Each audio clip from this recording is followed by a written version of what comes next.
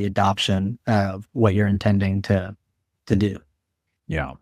How much have you guys been using AI to assist, and how much of this is a game changer in the entrepreneurial space as far as startups go?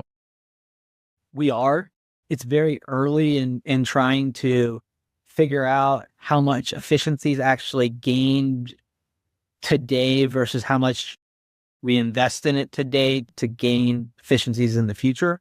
And so one example of that is, our engineering team relies on AI not to vibe code, and it does require significant training to be able to get output that doesn't actually slow you down, but that actually accelerates. So thinking about, a senior engineer using it as a tool of the equivalent of having junior engineers sitting below, but relying on an AI tool to write code and then be able to review it, make edits to it in a way that actually accelerates rather than slows you down. And so I think we're very much still in the learning process of that, but fine tuning it so that it actually can and is being operationalized today.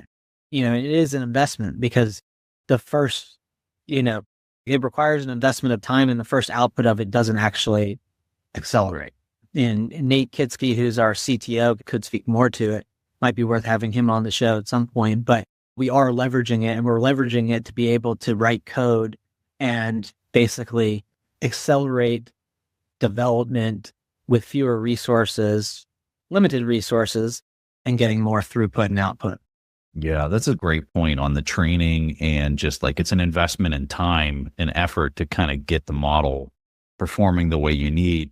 It's also a consideration of like, do I host my data locally? Do I just ingest it into like these mammoth cloud-based, call it ChatGPT or whatever, and let them basically organize this, and as their models get updated, that they can continue to just ingest all of my data? Or do I, it's a lot more challenging to do that locally, curating your own data set so that you're not giving up all that information to, the big conglomerates. But man, what a time that we're experiencing with all this AI stuff. It's getting wild.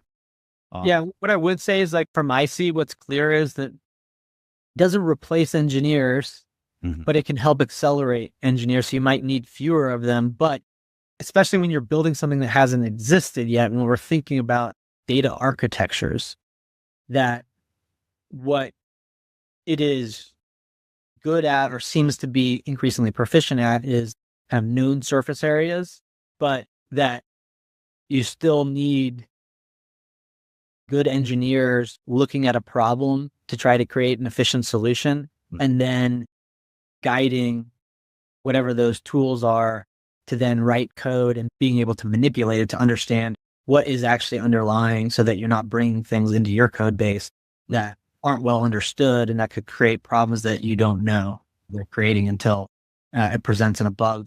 It definitely, straddles a line, but is certainly an accelerant, and I, only expect it